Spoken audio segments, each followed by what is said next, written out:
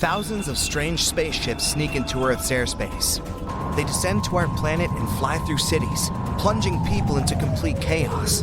Suddenly, the door of the largest ship opens, and a strange creature comes out. It tries to copy our language and says they had come from a distant star, Proxima Centauri.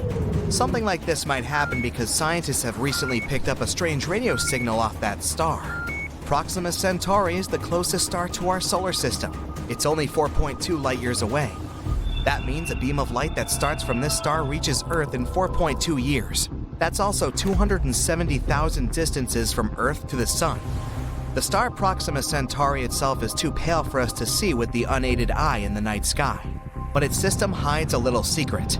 Let's fly there and take a closer look. So here's this red dwarf. It's 7 times smaller than our Sun and 8 times lighter. Proxima Centauri is 1.5 times bigger than Jupiter and almost 150 times heavier. But what we're looking for is a little further away. This is Proxima Centauri b, a planet similar to Earth. It's only 10% larger than Earth and is in the habitable zone of the star. It's the perfect distance, not too far away and not too close. So the temperature isn't too high or low there either. Water, if it exists on that planet, can be in a liquid state. And so, life can survive and evolve there.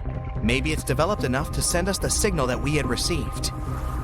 A radio signal is basically waves. They have a certain frequency and length, and we can always tell an artificial signal from a naturally generated one. The signal that we picked up from Proxima Centauri b had a frequency of 982 megahertz. The regular radio we listen to in the kitchen or in the car picks up signals around 100 megahertz.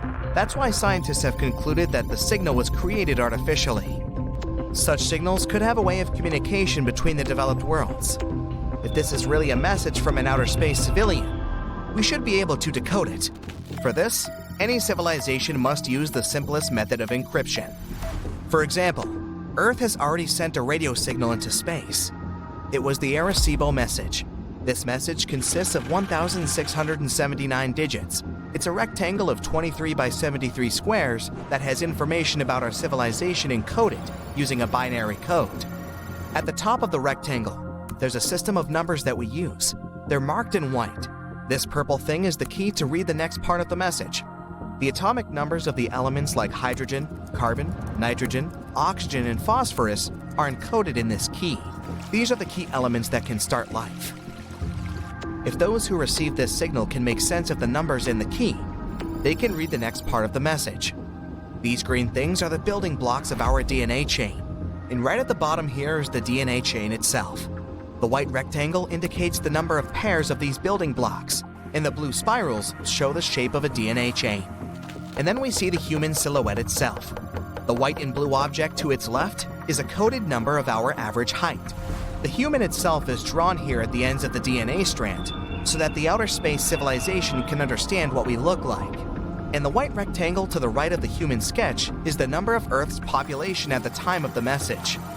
That's 4.2 billion as of 1974, almost half the number we have now. The next part is a drawing of our solar system. The big yellow square is the Sun. Then come all the planets in our solar system, including Pluto. Earth is shifted up a bit here, so that outer space civilization can understand where this message is coming from. In the last drawing is the observatory from which this message had been sent into space. This signal is now on its way to the M13 star cluster 25,000 light years away from Earth, so it won't get there for another 25,000 years. And we'll need another 25 to get a response if there is really someone on the other side who can receive the signal. If the signal from Proxima Centauri is also a message, we'll need time to decode it.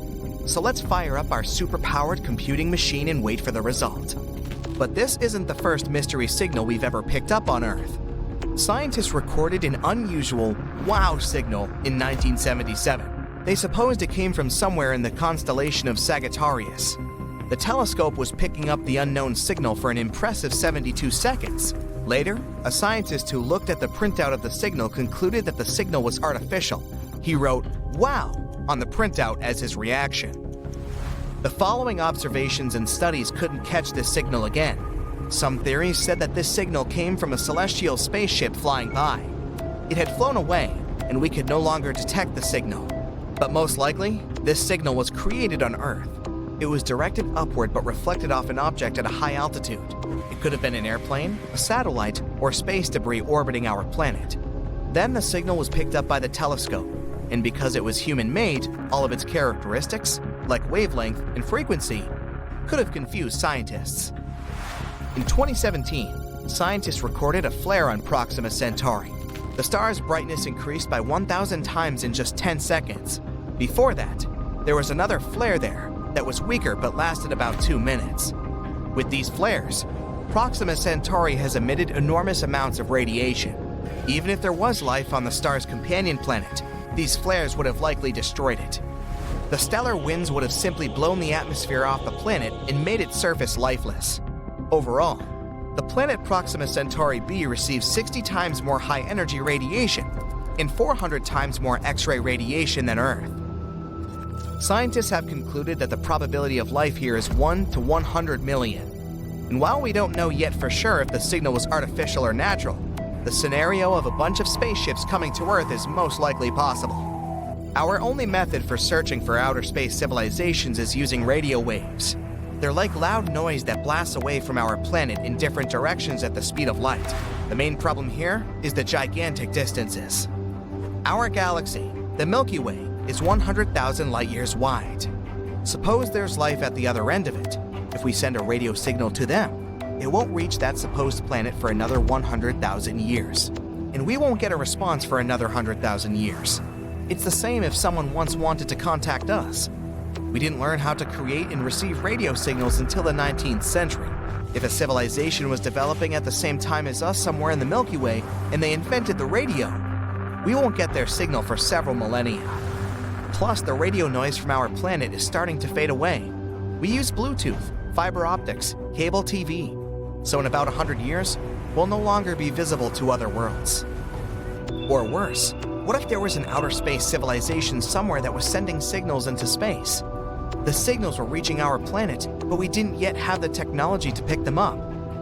The world that was sending the signal has evolved, and the signal went out. We could have caught those remnants of the radio waves that were moving through the universe, but we set up the antennas too late. There are about 2 trillion galaxies in the universe. Each of them contains billions and trillions of stars similar to our sun. Maybe there's a planet near one of them that looks like ours. Life could be blooming there. And this outer space civilization, just like us, is looking through telescopes in hopes to catch the radio signal from an unknown planet. We still can't find the source of the mysterious signal we've been receiving since 2018. We receive it every 22 minutes, and nothing can explain this. Some scientists even believe it could be coming from another civilization we haven't met yet.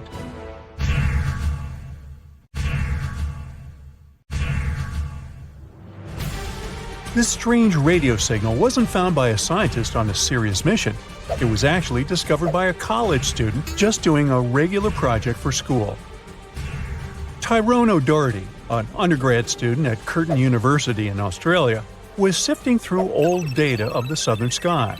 He was looking for any weird blinking radio signals. He finally stumbled upon one from 2018 that seemed to shoot radio waves towards Earth like a lighthouse beam.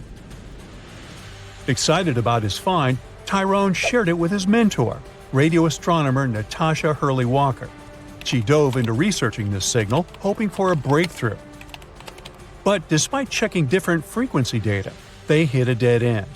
But then, Natasha spotted a pattern. The signal repeated every 18 minutes. This was huge. But just as they were gearing up to study it further, poof! The signal vanished after only 3 months, leaving them with nothing.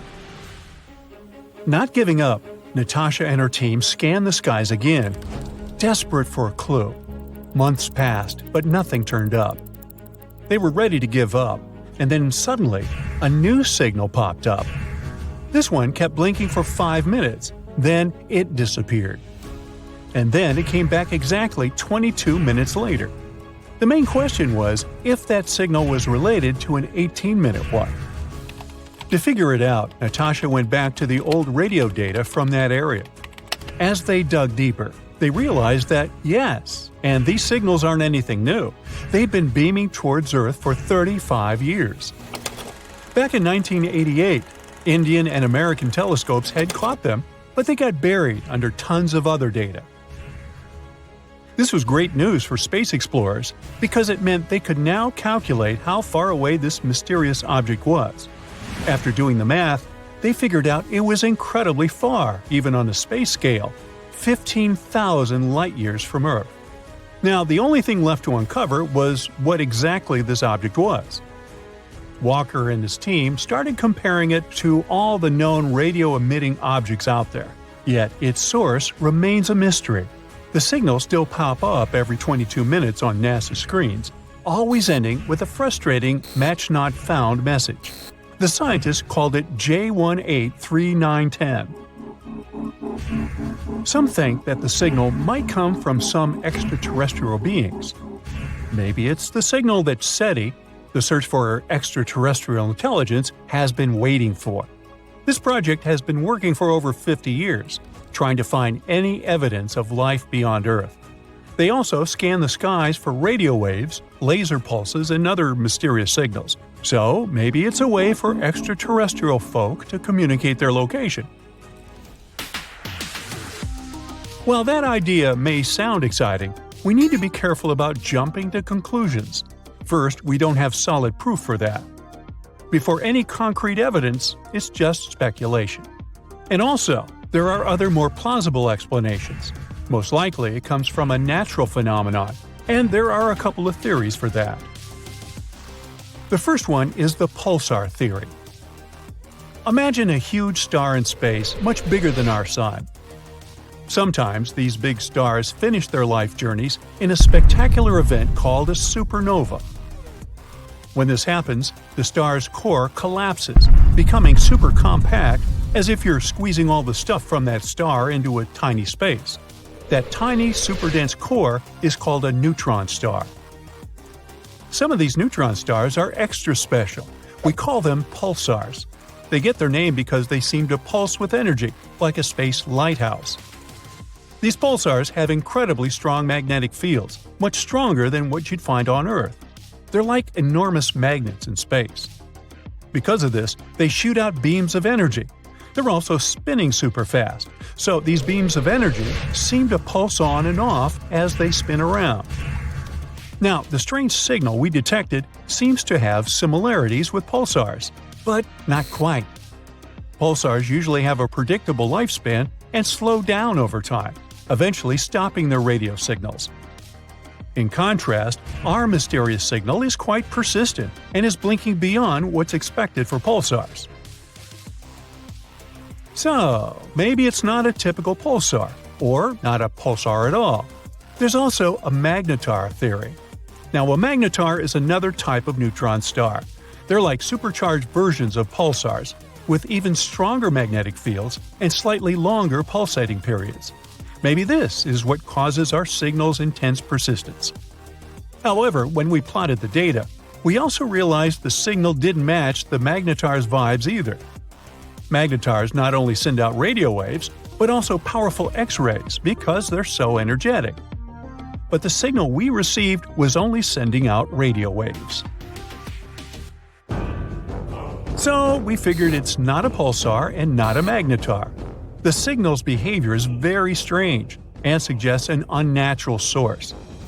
This means there might be something in the universe that scientists haven't fully explored yet. And there is a space object that we don't know much about. The final theory is the so-called dwarf pulsar. Sounds a little dopey to me. Couldn't help myself. Now, a dwarf pulsar is like a star that blinks with light flashes, similar to pulsars, but it takes longer for each blink. Usually, white dwarfs are the leftovers from smaller stars. They don't blink because their magnetic field isn't as strong as pulsars.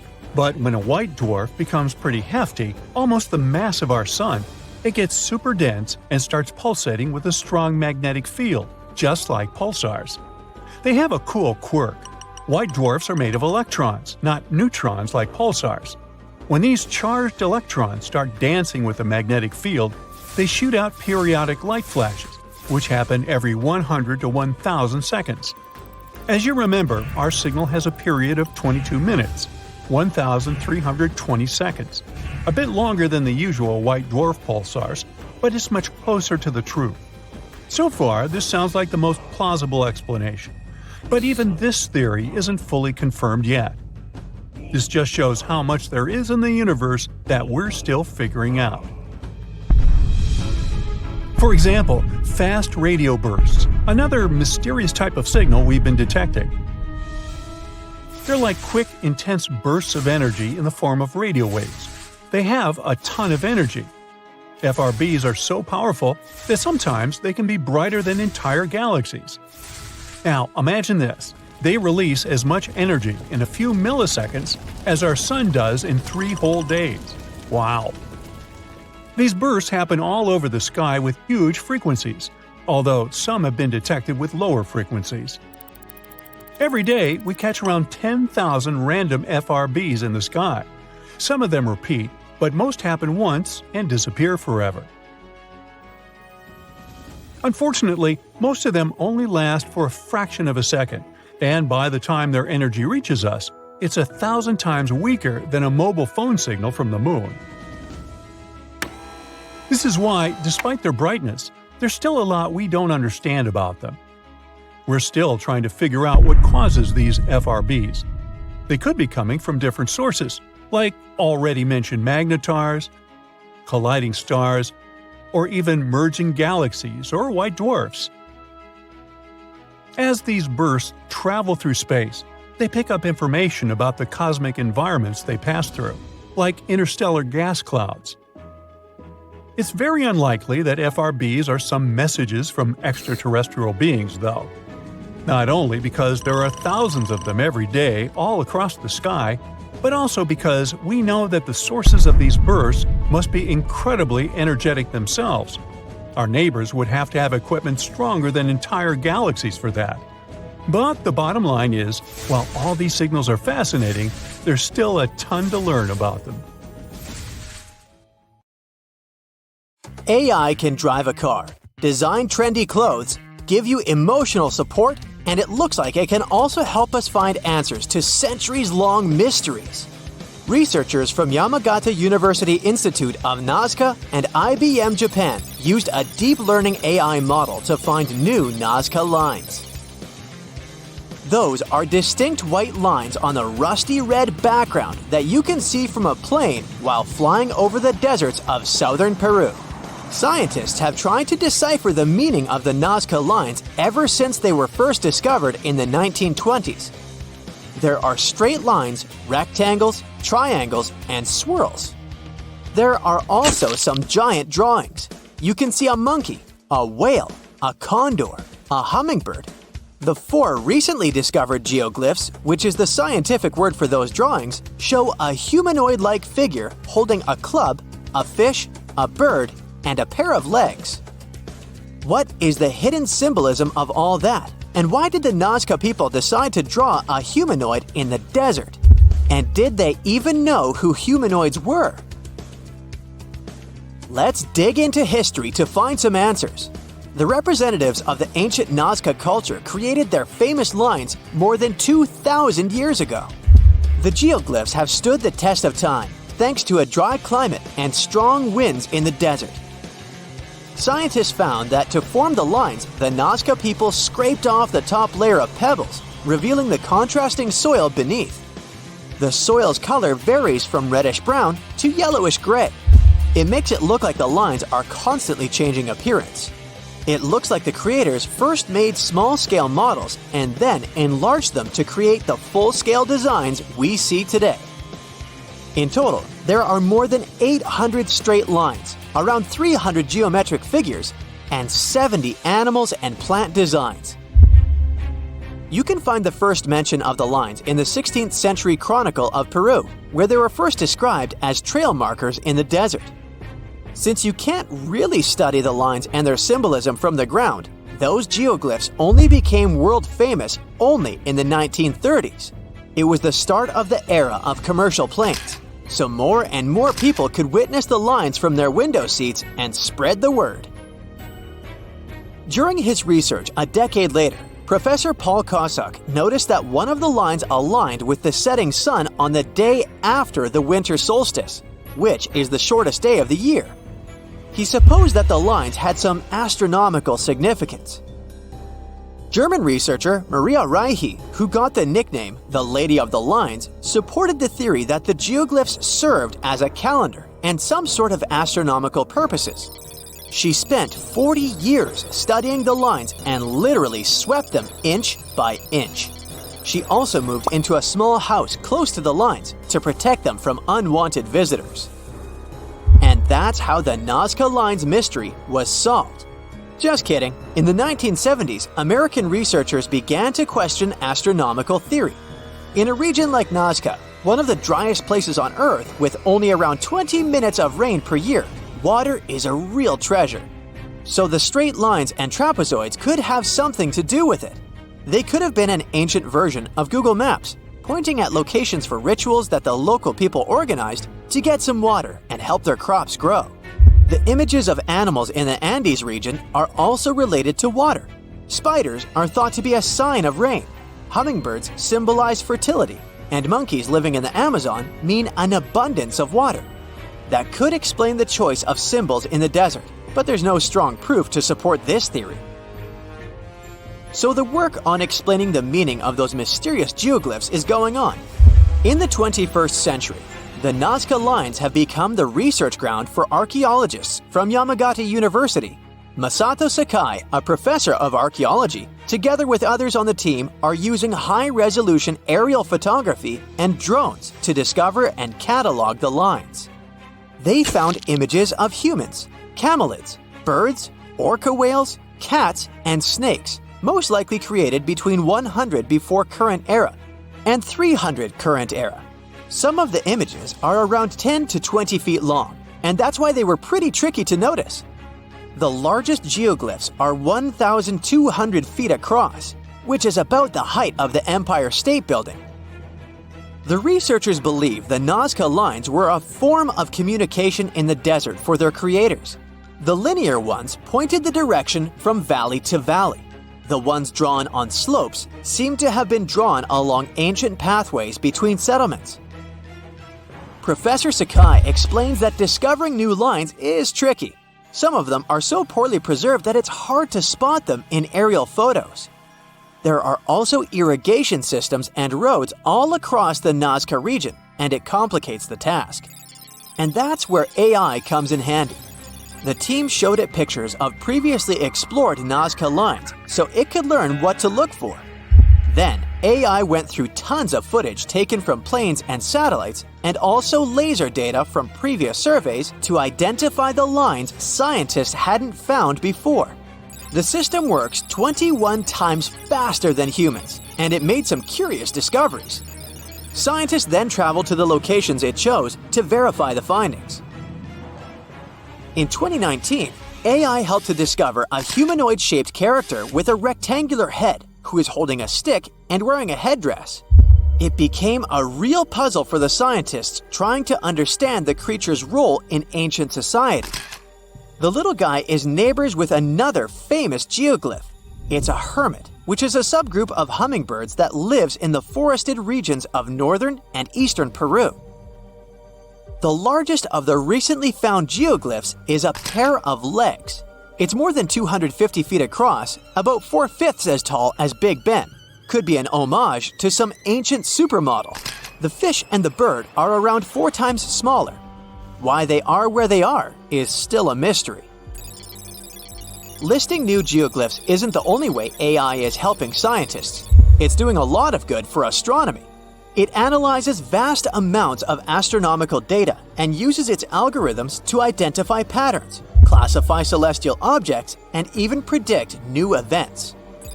For example, AI models have been developed to detect and categorize galaxies, search for exoplanets, and identify rare cosmic phenomena.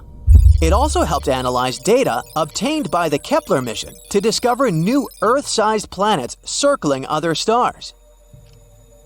AI is also transforming the field of chemistry. Machine learning algorithms can predict chemical reactions, discover new compounds, and optimize chemical processes.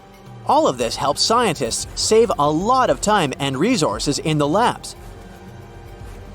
If you've ever written a thesis, you know that analyzing vast chunks of information can take forever. Now imagine you need to analyze the archives of the British Library's national newspaper. It's piles and piles of history. So, researchers are teaming up with the curators to develop special software that can analyze the vast amounts of data extracted from these collections. Computational linguists and historians will be able to delve deep into the past and get some insights into changes in society and culture. They'll focus on key periods and track how advancements in technology shaped various aspects of society. AI even helps in the conservation of seals. It's really expensive and challenging to monitor certain species of those cutie pies living in the sea ice zone. Using high-resolution satellites, researchers can now identify the seals in photos, which already helps. But manually counting seals across huge areas of ice is like putting together a jigsaw puzzle of a blue sky consisting of 1 million pieces. It takes a lot of patience, and different analysts come up with different results. Machine learning algorithms can be trained to recognize and distinguish seals in satellite imagery and count them automatically. Researchers can then use this accurate data to monitor seal populations over time and study their behavior and habitat more. The space crew had been getting ready for the launch for over 3 years. The preparations for landing on the strange planet included gathering and studying rock samples in the Grand Canyon, exploring ancient volcano formations in the Nevada National Security Site, and looking into gas and lava vents, lava lakes, and pit craters in various locations in Hawaii. To be able to resist microgravity conditions, they learned how to walk obliquely by being strapped and suspended sideways and trying to move along walls. They had to test their limits through intensive diet and sleep regimens to make sure they'd be safe in outer space. It took them 3 days, 3 hours, and 49 minutes to reach the surface of this new world in a place called the Sea of Tranquility. They could have gone for the Ocean of Storms or the Central Bay, but they chose this place to land because it had good visibility and it was relatively smooth and easily reachable with as little propellant as possible. One of the first things they noticed when they got there was that, well, the place kind of smelled. This may sound like the beginning of a science fiction novel, but it's actually the true story about how the Apollo 11 mission landed on the moon on July 20th, 1969. Since then, the moon has had 12 human visitors to this day. We think of it as our neighboring space buddy, but there's still much we don't know about this mysterious satellite. And that should come as no surprise, since the moon is actually always showing us the same face. That is because the Earth and its only permanent natural satellite are in synchronous rotation, which makes us think it's always permanently still. The truth is, it's not in a fixed position, and it is actually moving further and further away from the Earth each year by 1.5 inches. Believe it or not, the Earth and the Moon, although being 238,855 miles apart, deeply influence each other. While the Moon is partially responsible for the tides of the seas and oceans on our planet's surface, our Earth is actually to blame for movement on the Moon. They're called moonquakes, and they last way longer than earthquakes, some of them up to half an hour. It may look perfectly round to us on a warm summer's night, but the Moon is actually oval. The lemon-like shape is caused by the Earth's gravitational pull. Our moon features more than footprints when it comes to traces of humans. In 1969, American astronauts left many objects on the surface of our satellite, such as 2 golf balls, a drawing by famous artist Andy Warhol, and a message from Queen Elizabeth II herself. One of the last people to walk on the moon to this day, an astronaut named Eugene Cernan, scribbled his daughter's initials on the moon's surface in 1972. Since it appears there's no wind or any other type of weather change there, the letters TDC could remain there permanently. It's actually possible to be allergic to the moon. Harrison Jack Schmitt, an astronaut from the Apollo 17 mission, spent some time in a valley in the Sea of Serenity, then climbed back into the crew's lunar module, but had some moon dust on him. Just as he removed his spacesuit, he got red eyes, sneezing fits, and other allergic reactions that lasted 2 hours. Since it's so close to us, we've established that the moon has a time zone of its own. We call it the Lunar Standard Time, but it doesn't correspond to time on Earth. To get an equivalent, the explanation is a bit more complex, but in simple terms, a year on the moon is split up into 12 days, each one about as long as a month on Earth. Each one of these days got its name after a different astronaut who has walked on the moon.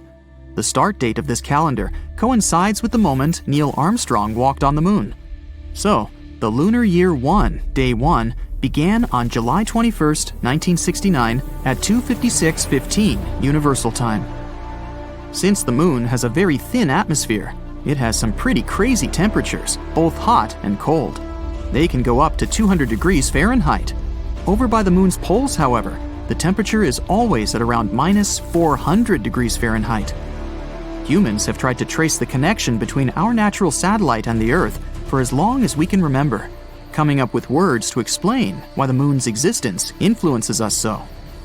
In the Middle Ages, scientists and philosophers thought that during a full moon, some people were more likely to experience different health conditions. Because they saw this inexplicable connection to the full moon, people with these symptoms were named lunatics, or at times, literally, moonsick. People are not the only creatures living on Earth that are affected by moon cycles. Dog owners are 28% more likely to take their pet to vet emergency rooms during the full moon. You may think that's the reason why wolves have this preference for howling at a full moon, more so in popular culture. But scientists haven't been able to find any connection between wolf behavior and the lunar cycles, so it might as well just be a myth. The largest known crater in our solar system is also found on our moon, and is called the South Pole Aitken. This giant formation is located on the far side of the moon and measures 1,550 miles in diameter. One of the many things we've yet to fully understand about our satellite is the unusual flashes of light that can sometimes be seen on its surface. Scientists have named these outbursts transient lunar phenomena, or TLP in short, and they have been seen all over the world for centuries. One of the first instances of TLP dates back to 1178, when monks from Canterbury claimed to have seen a flaming torch on the surface of the moon after the sun had set. TLP does not simply mean light flashes. Reports also have detailed other unusual events, such as gas-like mists, reddish, green, blue, or violet colorations, or even the darkening of certain locations on the moon. Is something strange happening with our moon? Is it the beginning, or did we just start noticing it with the newer space study equipment we have nowadays? There are a lot of different theories that scientists have developed trying to piece together what can be causing these events. The unusual flashes on the moon can be caused by anything from meteoric impacts to electrostatic activity. It's difficult to pinpoint the explanation for each event, since most of these episodes are recalled either by a single observer on Earth or from a single location.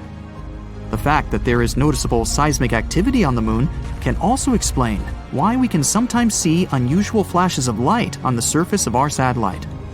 When the moon's surface moves, it can cause different light-reflecting gases to erupt, which can explain luminous developments. Some scientists have even suggested that residual geologic activity may also be the cause. This is all the more shocking, given that we've always looked at the moon as a lifeless world. Did you ever notice that our moon can change its color? There are actually many scientific explanations for that. The moon appears to be a brown-tinted gray when you look upon it from outside of the Earth's atmosphere. When gazed upon from the Earth's surface, the moon appears to change color depending on various phenomena. The moon seen near the horizon will most likely be yellow or red-tinted. The rarer blue-colored moon indicates that you're looking at our satellite through an atmosphere carrying larger dust particles. The moon can even appear purple at times, but what causes this specific hue is still up for debate. The fact that we don't know exactly if or how much water there is on the moon's surface is not the main reason why we aren't already building houses up there. It seems that radiation actually has a lot more to do with it. Recent studies have shown that the moon's surface has a radiation rate 5 to 10 times higher than that you experience on a transatlantic passenger flight. That also means it's 200 times higher than the rate on the Earth's surface. In future lunar explorations, like the Artemis project for example, Scientists need to take this into consideration, not to expose the astronauts. Named after Artemis, Apollo's sister, this program aims not only to place astronauts on the lunar surface in the future, but also to build some sort of an establishment there to study the moon in safe conditions. While the project started in 2017, the first planned mission is set for launch in summer 2022, with an estimated duration of 25 days. The space object, with no crew on board, is planned to reach lunar orbit and safely return with sufficient data for the next 4-person mission scheduled for May 2024. Artemis 3, 4, and 5 are expected to be launched in 2025, 2026, and 2027 respectively, each with a planned duration of approximately 30 days. Remember that mysterious wow signal astronomers have been wondering about for the past 40 years? Well, buckle up, because we have some interesting news about it. For those of you who may not know, the wow signal was a radio sound detected back in 1977 by an astronomer while working at the Big Ear Radio Telescope in Ohio. The signal was so unique and intense that the man scribbled "wow" in the margin of the data printout, and the name stuck ever since. But what made the wow signal so special? Well, for one thing, it was never detected again. Despite astronomers pointing their telescopes to that same region of space numerous times over the years, the signal never reappeared. It was like a cosmic one-hit wonder. Now, for decades, scientists have been trying to decipher the mystery behind the wow signal. Was it a message from an intelligent civilization living outside our planet? Or was it just some random cosmic noise? Years ago, one study claimed that the wow signal was caused by a comet named 266P Christensen. It was passing through that same region of space back in 1977, and its hydrogen could have emitted a radio signal that just happened to be in the same frequency as the wow signal. This information was soon dismissed by specialists, who claimed comets don't emit such radio waves. Another theory concerning the wow signal was that it might have come from a sun-like star. This was based on the idea that the signal was indeed caused by a natural phenomenon, not by little green creatures wandering in space. This star is found in the constellation of Sagittarius at a distance of 1,800 light-years. Now, this distance might sound like a long way, but in terms of the vastness of space, it's practically next door. It was promising because it had some interesting features too. It was very similar to our sun in terms of temperature, luminosity, and size. Sadly, after studying this sun twin star a bit more, scientists couldn't pinpoint the wow signal to it with complete certainty. There may be other stars in the same area that could have emitted the signal. We just don't know for sure. So, what does this mean for the search for life outside our planet through the wow signal? Well, it means that we're back to square one for the most part. We still don't know what caused the wow signal, and we don't know if it was caused by an intelligent civilization or a natural phenomenon. One of the ways that astronomers are searching for intelligent life in the universe is by looking for technosignatures. These are signs of technology that we can detect from here on Earth, which could indicate advanced activity in space. They couldn't be explained by natural phenomena. Some examples of technosignatures include laser emissions, radio signals, or signs of megastructures. Today's outer space playlist doesn't end with the wow signal. Get ready to shake those hips and groove to the beat, because we're about to discover black holes and the funky sounds they make. Now you may be wondering, do black holes make sounds? Well, it looks like they do, and it's like a cosmic symphony. First off, let's talk about what a black hole is. It's a spot in space where gravity is so strong that nothing, not even light, can escape its pull. Think of it as a cosmic vacuum cleaner that sucks up everything in its path. Even though black holes don't emit any light, they can still give off some serious vibes. Scientists have been studying these vibes, or sounds, for years, using special instruments to pick up on their cosmic tunes. So, what does a black hole sound like? Well, imagine a bass guitar mixed with the sound of a giant burp. Weird, I know. This sound from black holes comes from the gas and dust swirling around them. As the material gets sucked in, it heats up and emits X-rays, which can be detected by our instruments. These X-rays are like the notes in a song, and they can tell us a lot about what's going in and around the black hole. But here's the craziest part. Scientists have found that different black holes have their unique tunes. It's like they have their own cosmic DJ spinning tracks for the universe to groove to. After studying colliding black holes, scientists have figured out that some are super chill and mellow, while others are wild and crazy with beats that'll make your head spin. Who knows, maybe one day we'll figure out a way to tap into that cosmic beat and use it to power our spaceships. If we can turn sound waves into electricity here on Earth, who's to say we can't do the same thing in space? The mysterious bloop sound baffled scientists for ages too, only this one came from a completely different location, from deep within our Earth's waters. Picture this, you're chilling on your couch minding your own business, when suddenly you hear a loud, eerie noise coming from your speakers. Well, that's sort of what happened to a group of scientists back in 1997 when they stumbled upon the infamous bloop sound. Now, I know what you're thinking. Bloop? That's not very scary. But let me tell you, this sound was no joke. It was a deep, low-frequency noise that lasted for about a minute. And it was picked up by underwater microphones nearly 3,000 miles apart. Naturally, the scientists were like, what on earth is making this noise? Fast forward a few years and the internet is overwhelmed with theories about what could have caused the bloop. Some people thought it was a giant sea monster, while others speculated it was some sort of weird civilization spaceship lurking in the depths of the ocean. And of course, some believed it was just a glitch in the recording equipment. Despite all the speculation, the mystery of the bloop remained unsolved for years. But back in 2005, scientists finally revealed the true culprit behind the spooky sound. Turns out, it was just an iceberg.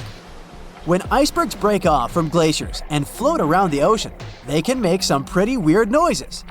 And the bloop was nothing more than the sound of an iceberg cracking and shifting around. Just because we know the cause of the bloop doesn't mean it's any less fascinating. In fact, it's pretty amazing that a sound like that could travel thousands of miles and still be audible. Plus, the fact that it took scientists years to figure out what caused it, it just goes to show how much we still have to learn about our planet. No playlist is complete without a sad, heartbreaking song. And speaking of that, have you heard of the loneliest whale in the world? It's a fascinating story that starts back in 1989, when American specialists were looking for submarines. Instead of submarines, though, they stumbled upon a whale that had a uniquely high-pitched voice, which earned it the title of the loneliest whale. Why is it called the loneliest whale? Well, most blue whales speak at frequencies between 10 and 40 Hz, but this whale's voice is at a frequency of 52 Hz, which is a low bass note to human ears. Since it has a different voice than other blue whales, some scientists believe that it was unable to communicate with other whales. It's also believed that this whale may be a hybrid whale, with one parent from a different whale species. This could cause a different body shape and a different call, which could explain its unique voice. Recent research suggests that the loneliest whale may not be so lonely after all. Many peculiar whale calls have been detected, and some studies suggest that groups of whales living in particular regions have distinct dialects of whale songs that often differ in frequency. To add to the intrigue, later recordings have found that the loneliest whale is now changing its tune. The whale's call has been getting deeper for several years. Maybe it's not so lonely after all and has some whale friends to hang out with. Voyager 1, which has been traveling through interstellar space for more than 45 years and is trailing a long gray beard by this time. Nah, not really. It suddenly began to send strange signals to Earth. Even more bizarre, there are no signs that the probe has broken or anything. Scientists from NASA are desperately trying to find the reason. So, what's happened exactly? First of all, let me tell you a bit more about Voyager 1 and its long journey. Voyager 1 is an American space probe. Scientists from NASA sent it into space on September 5, 1977. Voyager's goal was to explore the outer planets of our solar system, namely Jupiter and Saturn. Initially, scientists assumed that the mission would take about 5 years. Haha, the joke's on them. The probe exceeded all expectations. Not only did it fulfill its mission, but it's still working for much longer than expected. Voyager 1 has been wandering around space for more than 45 years. It's hard to estimate what Voyager 1 has done for science. Firstly, it successfully sent a lot of photos of Jupiter and Saturn to Earth. By the way, you can even check out these photos yourself. All of them are published on the NASA website. Thanks to Voyager, we also discovered several new moons of Jupiter and a previously unknown system of its rings. We learned that Jupiter's famous red spot is actually a giant superfast storm. And after leaving Neptune's orbit behind, Voyager also sent a lot of important data about interstellar plasma. So Voyager 1 successfully proved to scientists how useful it was. After that, it happily headed for its next goal, the Kuiper Belt and the heliosphere. The Kuiper Belt is a ring of icy bodies that extends from Neptune to a distance of approximately 50 AU from the Sun. It's kind of similar to the asteroid belt, but about 20 times wider and 100 times heavier. And the heliosphere is an area around the Sun where the pressure of the solar wind is balanced with the pressure of interstellar gas. Yeah, I know, it sounds like some hard scientific stuff. Just keep in mind that this data really helps us understand the universe as a whole. So, this is Voyager's last task, to tell us more about interstellar space.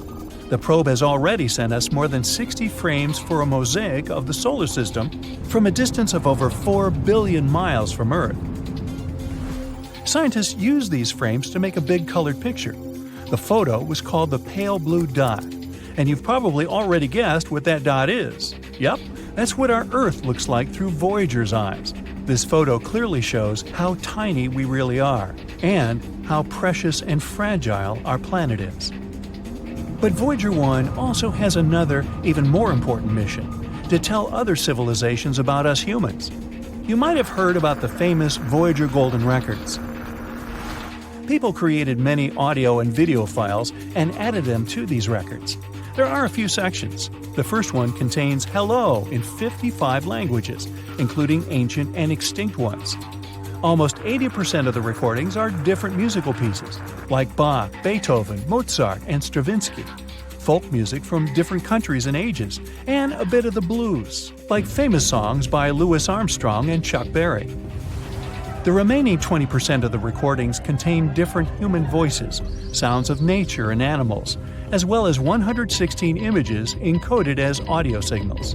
There's also recordings of speeches by Kurt Waldheim, a former UN Secretary General, and Jimmy Carter, a former US President. These are just some friendly messages. In addition to the records, scientists also packed a needle for playing them. Don't worry, they also left a simple drawing that showed how to use all this stuff and how to translate the sounds into pictures. They added Earth's coordinates, which they created using a pulsar map. It shows the position of the Sun in the Milky Way. The record was packed in an aluminum case and covered with gold to protect it against radiation and cosmic dust. Carrying this record, Voyager 1 set off on its long journey, and it has already traveled quite a distance, I'd say. Right now, Voyager 1 is 154 astronomical units away from us. That's about 14.5 billion miles. This makes it the most remote human-made object. Initially, this title belonged to the Pioneer 10 mission, but Voyager overtook it in 1998. What a bargain for NASA! It's way beyond its best-by date. Voyager 1 is actually so cool that it even overtook its twin brother, Voyager 2, which, by the way, had been sent into space 2 weeks earlier. Voyager 1 moves at a speed of 9.7 miles per second. That's 35,000 miles per hour. Even the fastest sports car in the world travels at a speed of only 305 miles per hour. So it's hard to imagine the speed of Voyager. Anyway, at the moment, Voyager is heading to the borders of the Oort cloud. That's the name of a hypothetical layer of icy objects surrounding the solar system. Astronomers haven't confirmed its existence yet, but they're almost sure it's there. After all, even black holes were only a theory not so long ago. Unfortunately, Voyager 1 won't return back to the solar system. It'll keep in touch with Earth at least until 2025. But eventually, we'll lose the connection with it for good. In 300 years, it'll reach the borders of the Oort cloud. And in 30,000 years, I won't be around then, it'll finally leave the solar system. And if nothing happens to it along the way, in another 10,000 years, Voyager 1 will approach red dwarf star Gliese 445 in the Giraffe constellation. In the future, the probe will probably keep wandering around the Milky Way galaxy. And now, let's finally discuss the mysterious signals part. So, what happened? Well, a rather unusual thing. NASA's Jet Propulsion Laboratory, which monitors and controls both Voyagers, reported this problem in May 2022. Our veteran spacecraft suddenly began sending strange data to Earth. The whole situation puzzles even engineers from NASA. Now, I bet you're thinking, come on, the thing just probably broke down or something. But the truth is that Voyager 1 is totally fine. It works as usual, receives and carries out commands from Earth, and collects and sends scientific data. But the readings of the AACS, which stands for Attitude and Articulation Control Subsystem, don't show what is actually happening to Voyager anymore. This system supports the orientation of the probe in space and helps it keep in touch with Earth. So, basically, the signals mean that the probe's orientation in space is messed up. But scientists claim this is not the case. They know that the source of the antenna signal remains in the same position relative to Earth as planned. The problem hasn't triggered any of the onboard fault protection systems. The probe hasn't even entered safe mode. So, what in the world, or universe, is going on? Suzanne Dodd, the head of the project, says that the problem is not actually that unexpected. After all, Voyager 1 is already 45 years old. The expert admits that what's happening to the probe remains a mystery to them. They don't know exactly where the incorrect data is coming from, and it's unclear how this will affect the operation of Voyager. She adds, though, that it's not that surprising, considering that the probe is in interstellar space. There's a very high level of radiation there. No spacecraft has ever reached that point before. Scientists from NASA say they'll keep closely monitoring the data coming from Voyager 1 until they figure out the problem. If they find it, the management team will try to fix it. Otherwise, the team will have to adapt to the new conditions. It might not be enough just to understand the problem, though. It takes as much as 20 hours and 33 minutes to receive the signal from Voyager, and it takes the same amount of time to respond to it. Well, at least the second spacecraft, Voyager 2, is totally fine, even though it's also currently in interstellar space at a distance of 12 billion miles from Earth. Anyway, we can only wait for news and hope that the problem will be resolved. I actually wonder how much longer can Voyager 1 last? Will it be able to fly to the borders of the Oort cloud in 300 years? What do you think? I'd like to hear your thoughts in the comments. It's September 1977. You're playing one of the first video game consoles released in North America. You step outside and see the whole neighborhood waiting for Voyager 1 to launch. It's a super sunny day, so you squint a little, trying to see what's happening. You live in the neighborhood right outside the launching station. You get yourself some food and watch the Voyager take off into space. You're so impressed, you decide to dedicate your career to working with NASA. 35 years later, you're now a senior official in NASA, specializing in Voyager 1. It's 2012, and you're sitting in the control room with your colleagues. Everyone is staring at their computer screens as they work on the Voyager. You're sitting on the top, overlooking everything and making sure all systems are in check. This day is special as Voyager 1 is about to exit the heliosphere, which is a science word for the outer shell of our solar system. It's a bubble of space affected by the solar wind, which comes from the sun. By 2021, it got 14 billion miles away from Earth, which is equivalent to 153 astronomical units from the sun. 1 astronomical unit is the distance between the Sun and the Earth. The craft was originally meant to fly by Uranus, Saturn, and Jupiter, and toss itself from one planet to another with the use of their gravitational pull. Everyone is impatiently waiting for it to exit the heliosphere. 3, 2, 1, and it's officially out. All systems are normal and functioning. You praise your team for doing an excellent job. With Voyager 1 reaching this far, there's still tons to explore in outer space. You were once a young adult watching the craft launch outside your neighborhood, and now you're the main person in charge of the operation. 9 years later. Since Voyager 1 left the heliosphere, you've been checking up on it every now and then, making sure all systems and functions are in order. It's been sending back measurements of the interstellar medium. It's the area between the stars of our galaxy, consisting of ionized materials. Ionized is basically a simple version of a molecule or substance. The interstellar medium is an electrically charged state of plasma, or ionized plasma, and is very unstable. It's like going from lightning in a thunderstorm back to calm rain in a matter of seconds. The plasma up there is different than the plasma on Earth, in that it's difficult to filter out. There are around 0.06 atoms for every cubic inch in the interstellar medium. The air we breathe on Earth has billions of atoms. By measuring the plasma in the interstellar medium, we can further understand the behavior and structure of chemicals and gases. It's possible that the oxygen we know and love on Earth is different than the ones out there. One of your main tasks is to learn more about how the solar wind from the sun and interstellar medium interact with each other to create the heliosphere. So, after doing some routine checkups and other maintenance work on Voyager 1 from the control room, you notice something strange coming from the screen. You sit in front of the computer, crunching the numbers of the plasma vibrations and convert them into an audio file of about 3 kilohertz. You click on it and listen to an eerie, subtle hum.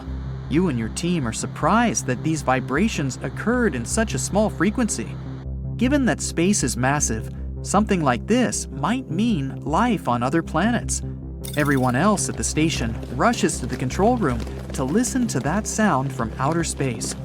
It's monotonous and faint, but it's definitely coming from outside the heliosphere. You run the numbers over and over to make sure it's not a fluke, but it's on point. You make sure your team doesn't spill the beans to anyone outside until everything is known and clear. You get into beast mode with work and try to catch the sound again, and it remains.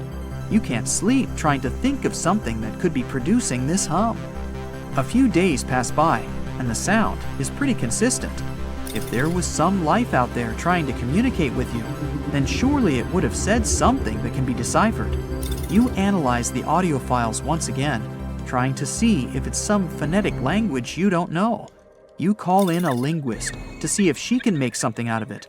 You and the squad gather around, waiting impatiently for some answers. After a while, she believes that it might be someone out there communicating with us, but the only way to find out is by sending something back to them. You arrange a meeting with your team and try to figure out what message you can send. After much thinking and lots of coffee, you decide to send them one phrase in English. Who are you? You send out the signal through Voyager 1 and wait for any changes in the hum, but you don't get anything straight away. It may take some time for a response. You wait all night, and still, there's nothing. It's starting to look like there isn't anything out there. For the next couple of days, you keep sending out phrases for anything to pick up. Since space is a vacuum, sound waves can't travel, so sending out voice messages on a large speaker won't work.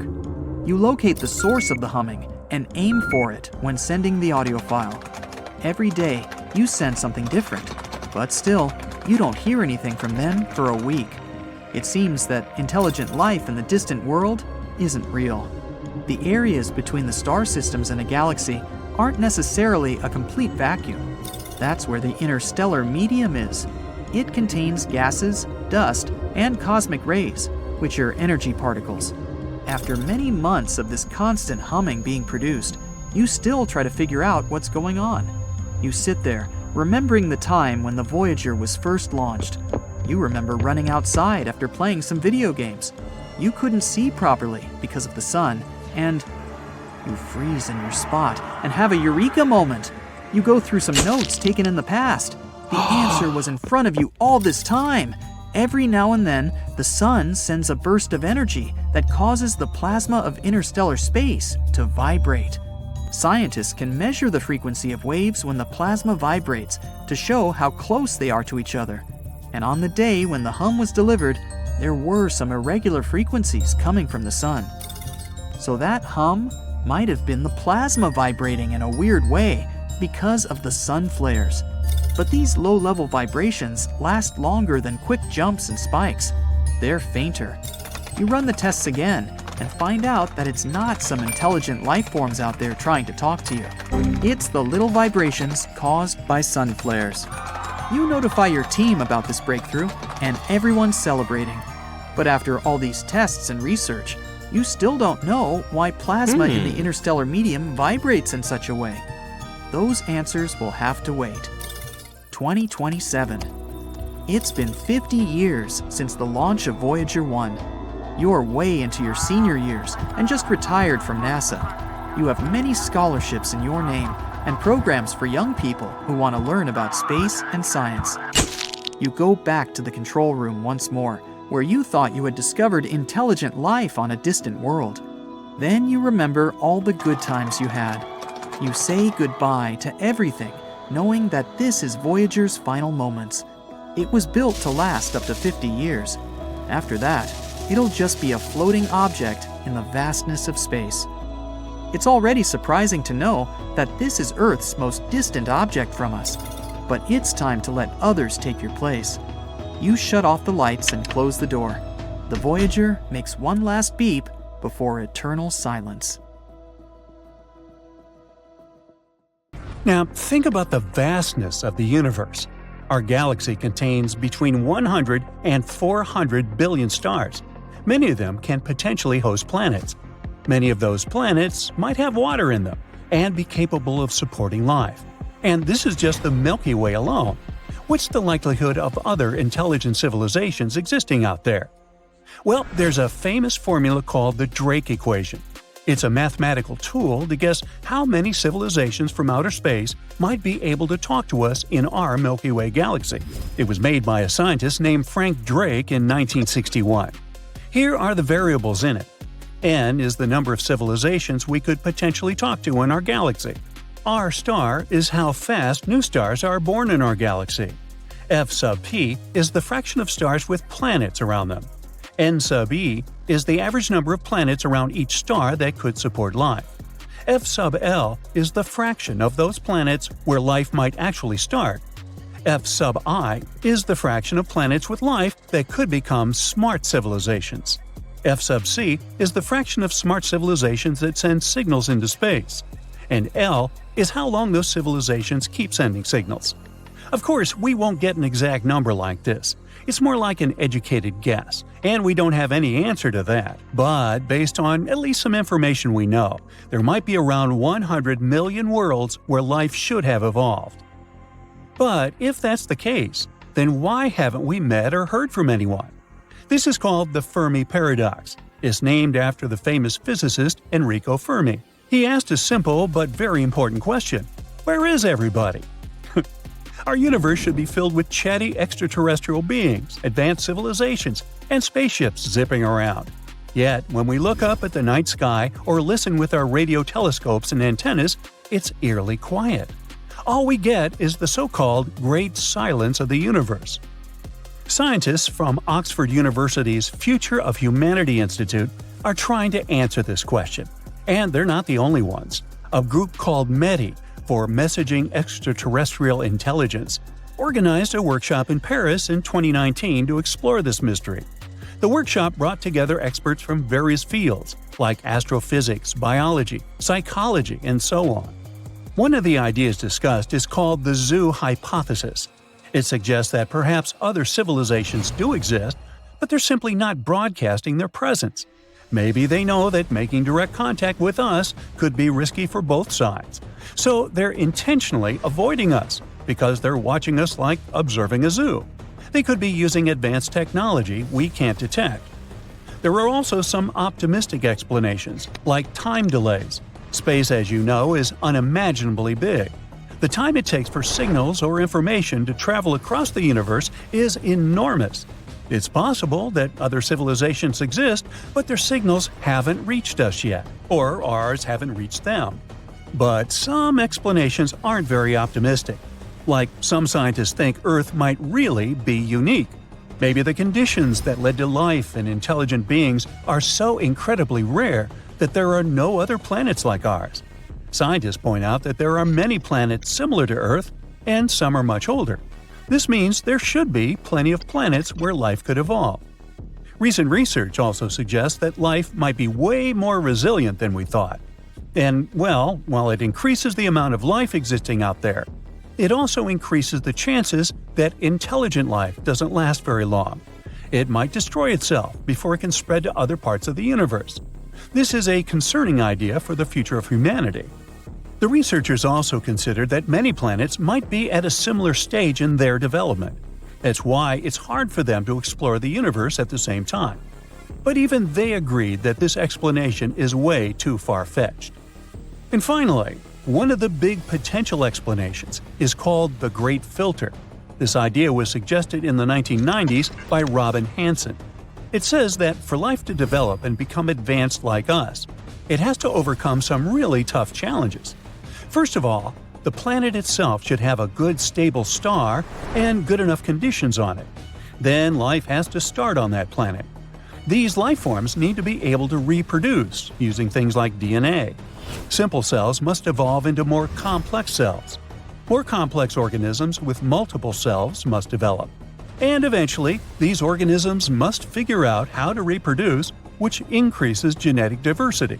And finally, these organisms must be smart enough to use tools, create, and explore things. Finally, they should colonize other planets and star systems without destroying themselves. And maybe one of these stages is so incredibly hard that most civilizations don't make it past that point.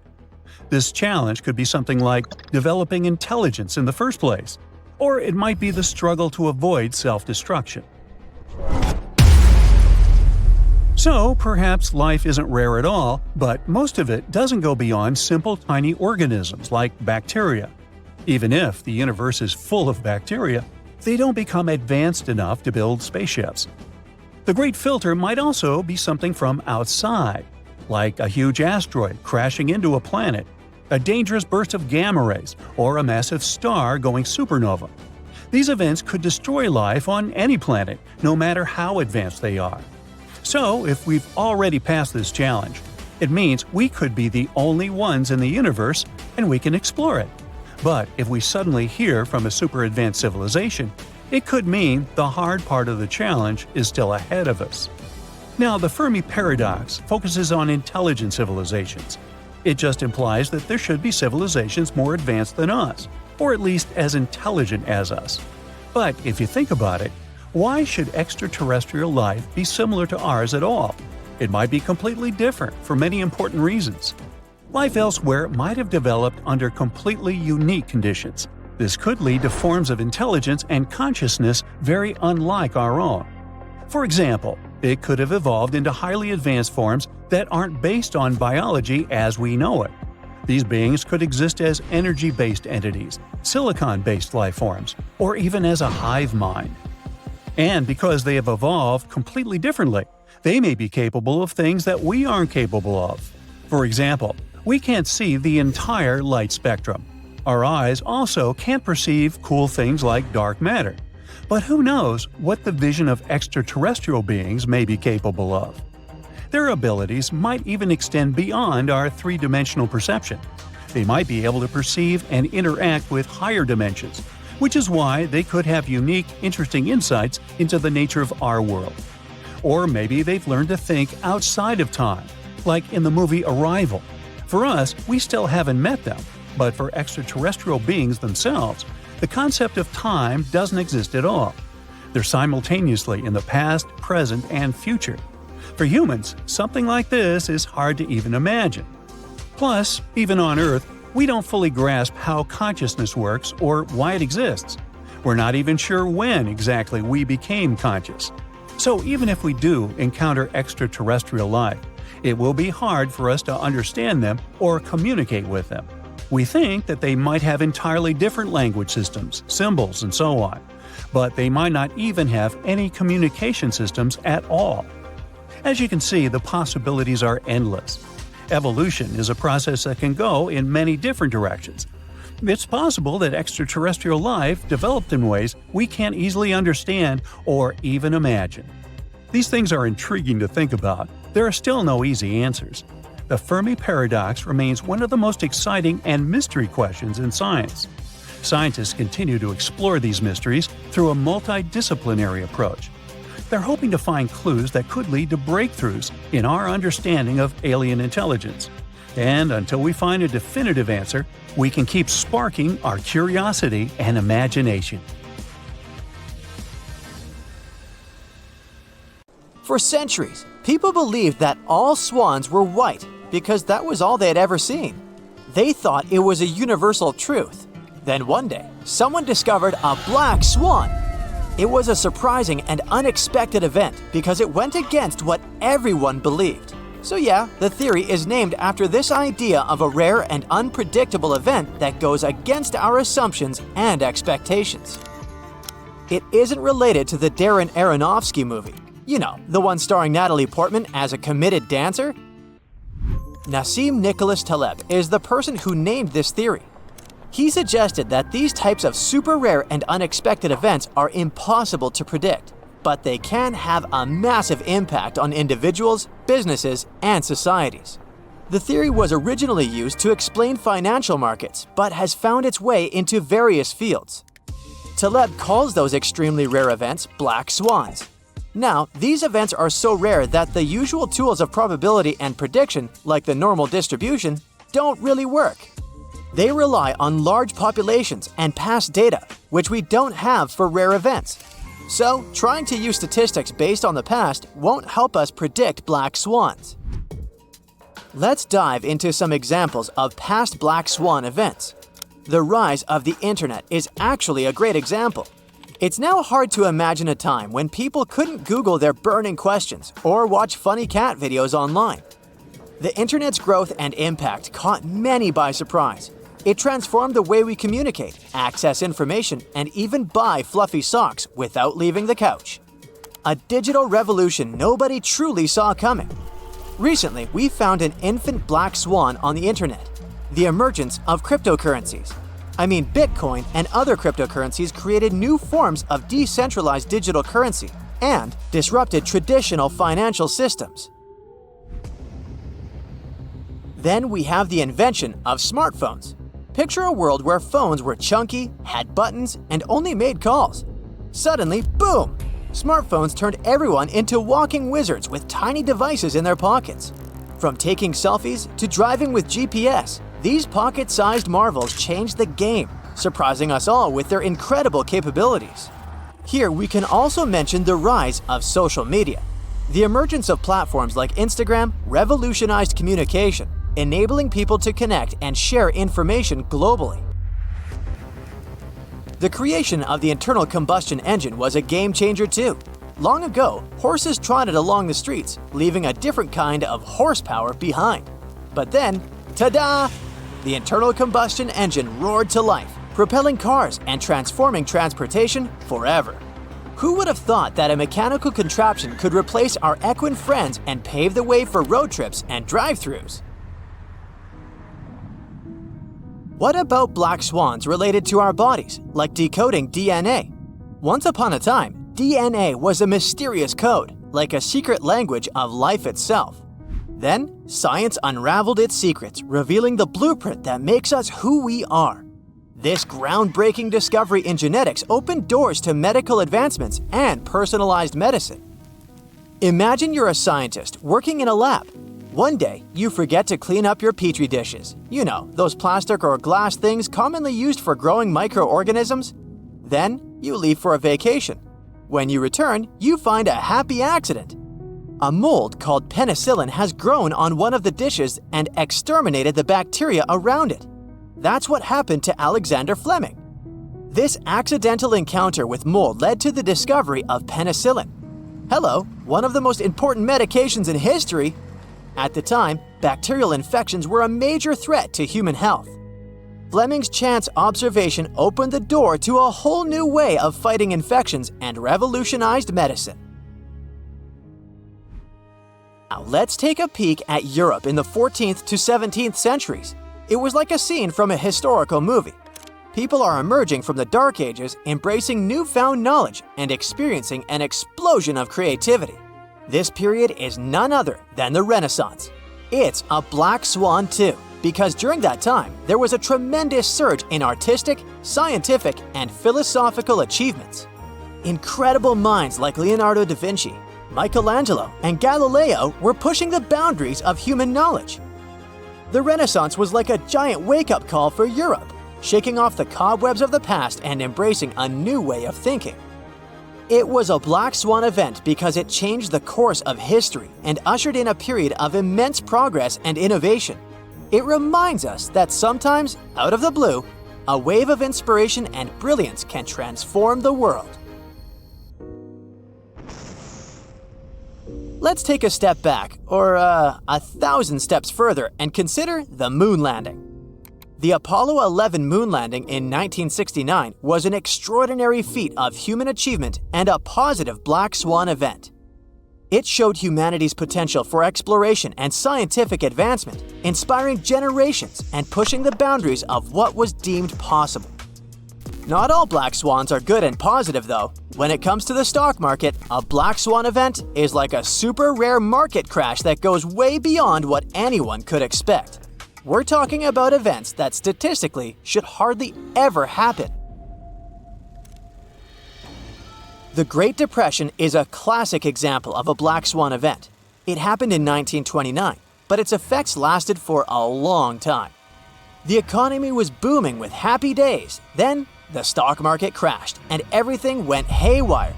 It was almost impossible to predict, like trying to guess the lottery numbers but on a global scale. The world had never seen such a massive economic meltdown. At its peak, 25% of Americans found themselves without a job. The economy took a nosedive. The US GDP dropped by 30%. Over 9,000 banks waved the white flag and said, "We're out." Oh, and there's something called a gray swan event too. It's not as rare as a black swan, but it's still an outlier. The good news is that gray swans are a bit more predictable than black swans, so we can better prepare for them and take some measures to protect ourselves. Let's play a little thought game. Imagine we're weighing a bunch of people, and one of them happens to be the heaviest person in the world. Even if that person weighs 2,000 pounds, it doesn't really make a big difference in the overall average weight of everyone we weigh. It's like a drop in the bucket. This shows that extreme outliers like this super heavy person don't have a huge impact on the average. Now let's do a similar experiment, but this time with wealth. We gather a group of people, including one billionaire. What if that billionaire's wealth is 99% of the total group's wealth? Unlike the weight example here, the outlier dominates everything else. This is what Taleb calls extremistan, where a small number of people have a huge portion of wealth, while others have very little. Taleb argues that the modern world operates more like money. It's mostly digital and not constrained by physical or biological limits. While most people don't make a lot of money, a few can make a ton. The same applies to other areas like music, book sales, and more. This winner-take-all system rewards a small number of individuals disproportionately. We tend to believe we understand why these outliers exist. We think it's all about thinking outside the box, starting a revolutionary company, and working tirelessly. But what about those people who did all these things and failed? You don't often hear about them or find shelves full of books about their failures. There's a bias in the stories we hear and the information available to us. In the end, we became more vulnerable to black swans. So, whether it's a mold leading to life-saving antibiotics or an economic crisis, these events of the Black Swan theory show us that unexpected events can have impacts on our lives. By the way, the odds of being born are 1 in 400 trillion. For all we know and don't know, Being born is an unimaginably improbable event that nobody could have truly foreseen. So if you're alive, in a sense, you're a black swan too.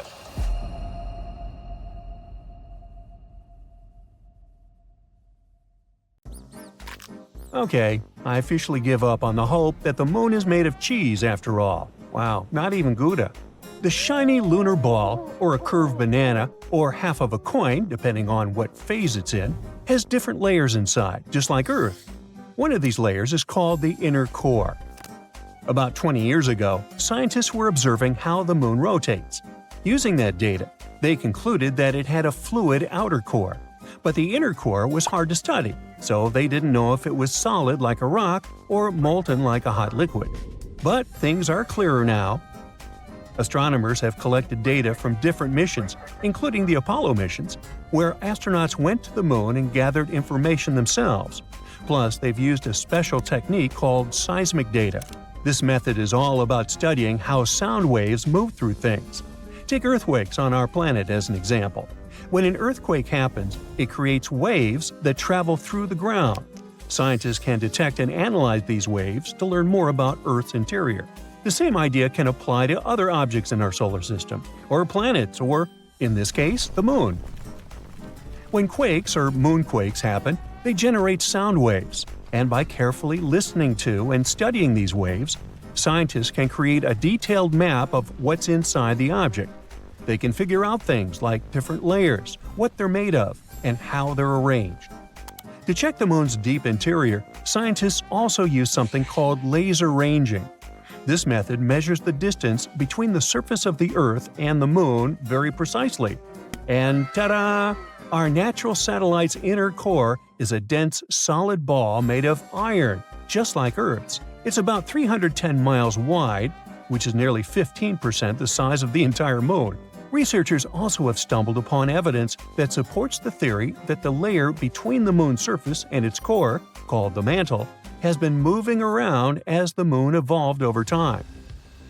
This movement is something we call lunar mantle overturn, and it could explain why we find elements rich in iron on the lunar surface. Mantle material ends up being carried upward, and the volcanic rock remains in the moon's crust.